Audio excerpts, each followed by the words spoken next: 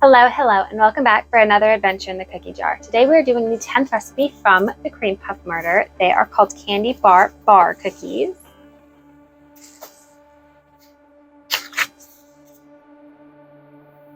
It seems a lot like the brownies we did the other day, where you mix up a brownie mix. This case we're doing cookie dough.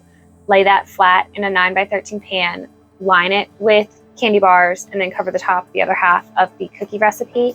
And then it'll bake for about 25 minutes, cool it off, peel off the foil, cut it up. It seems to be almost exactly the same. So for this, we are preheating the oven to 350. We are going to need 1 cup of softened butter, 2 sticks, 3/4 cup white granulated sugar, 1 beaten egg, 2 teaspoons of vanilla extract, half a teaspoon of salt, 2.5 cups of flour, and 5 3-ounce chocolate candy bars. I used Nestle milk chocolate, and 1/4 cup of white granulated sugar. So the thing with the Nestle stuff that this book keeps listing is like a third recipe from this book that wanted like Nestle chocolate. Nestle apparently sold their company back in 2016, and they no longer make Nestle chocolate bars or Nestle treasures. So I could not find anything like that. I did pick up a couple of candy bars, and I will just kind of make it work. So with that, everything is laid out. Let's get started. This is all we need, not very many. So the first thing you want to do is line the pan you're using with foil, and then give it a spray with the non-stick spray. There we go. And then we're just going to set that aside because it's ready now. And we are going to take our butter and the sugar and get those mixed together till it's light and creamy.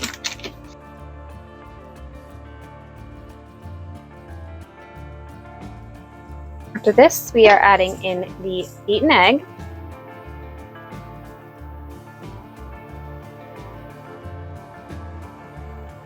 Next, we're adding in salt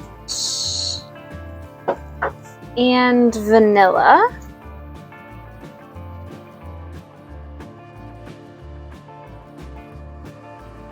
And now it says to mix in the flour in 1/2 cup increments.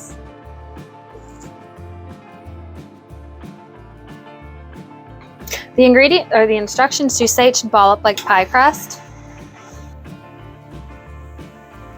So this doesn't really seem like a lot, which cookies aren't thick, so that might help, maybe.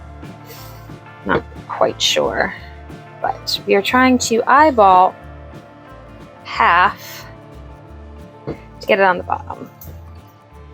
And it's both sticky and not sticky at the same time, which makes this a little bit complicated. All right. It does not give any hints on how to make this easier. So,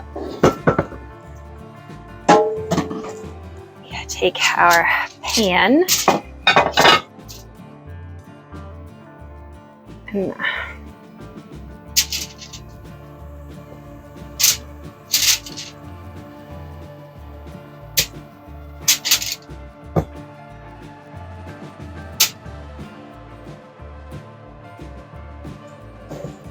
that looks like it's about half. Now, our clean fingers, we need to smooth it out, which does not seem like an easy task, especially with foil involved. Can't say this is in any way, shape, or form helping. I tried this. Nope. Okay, so fingers are definitely the best bet to try to get this smoothed out. Good luck. I am not succeeding very well in getting it level. All right, that's probably the best it's going to be. So next, it says to place candy bars on top of dough.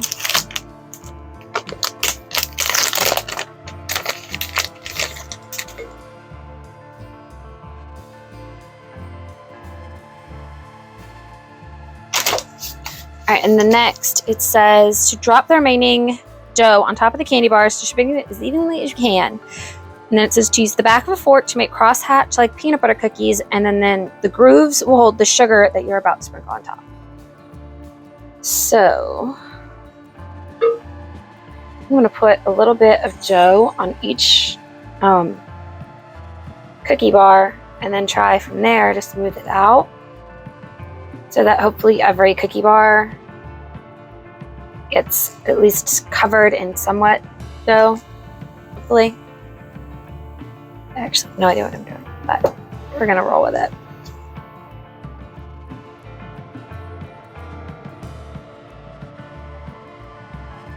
It's a lot hotter than it looks.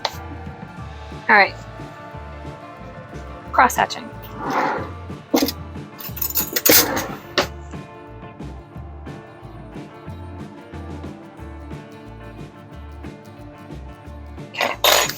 And then we pour on evenly as we can the 1/4 cup of sugar,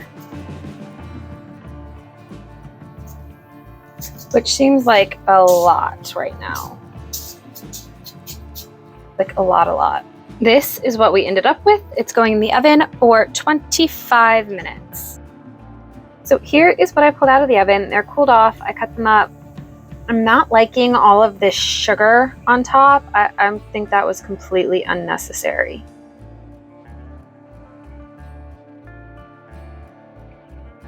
So it almost seems like a butter cookie crust with the chocolate bar in the center. It's really good. Again, I don't think the sugar on top was necessary. I honestly think I'd like it better without it. It doesn't add crunch, doesn't add sweetness. It's just kind of there. The chocolate is nice. It's melty.